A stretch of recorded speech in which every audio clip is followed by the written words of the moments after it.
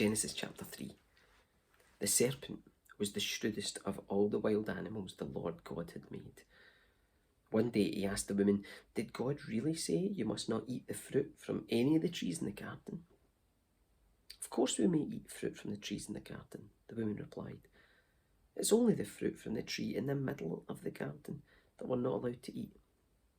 God said, you must not eat it or even touch it. If you do, you will die." "You won't die," the serpent replied to the woman.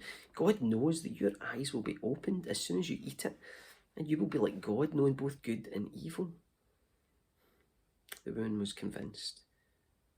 She saw that the tree was beautiful and its fruit looked delicious, and she wanted the wisdom it would give her, so she took some of the fruit and ate it. Then she gave some to her husband who was with her, and he ate it too. At that moment their eyes were opened, and they suddenly felt shame at their nakedness. So they sewed fig leaves together to cover themselves. When the cool evening breezes were blowing, the man and his wife heard the Lord God walking about in the garden, so they hid from the Lord God among the trees. Then the Lord God called out to the man, "Where are you?" He replied, "I heard you walking in the garden, so I hid. I was afraid because I was naked." "Who told you that you were naked?" the Lord God asked. "Have you eaten from the tree whose fruit I commanded you not to eat?" The man replied, "It was the woman you gave me who gave me the fruit, and I ate it." Then the Lord God asked the woman, "What have you done?" "The serpent deceived me," she replied. "That's why I ate it."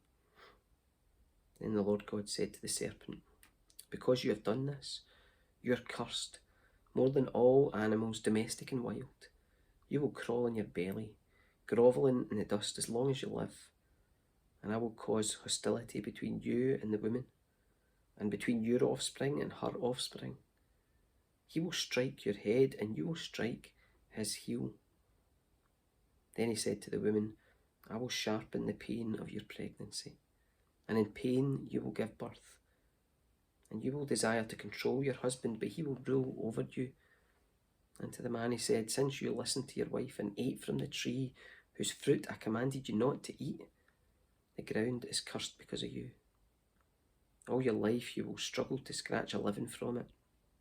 It will grow thorns and thistles for you, though you will eat of its grains. By the sweat of your brow you will have food to eat, until you return to the ground from which you were made. For you were made from dust, and to dust you will return." Then the man, Adam, named his wife Eve, because she would be the mother of all who live. And the Lord God made clothing from animal skins for Adam and his wife.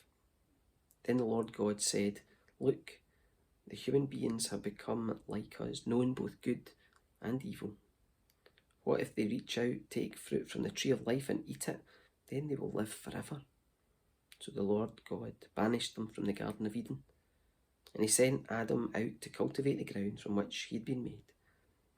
After sending them out, the Lord God stationed mighty cherubim to the east of the Garden of Eden, and he placed a flaming sword that flashed back and forth to guard the way to the tree of life.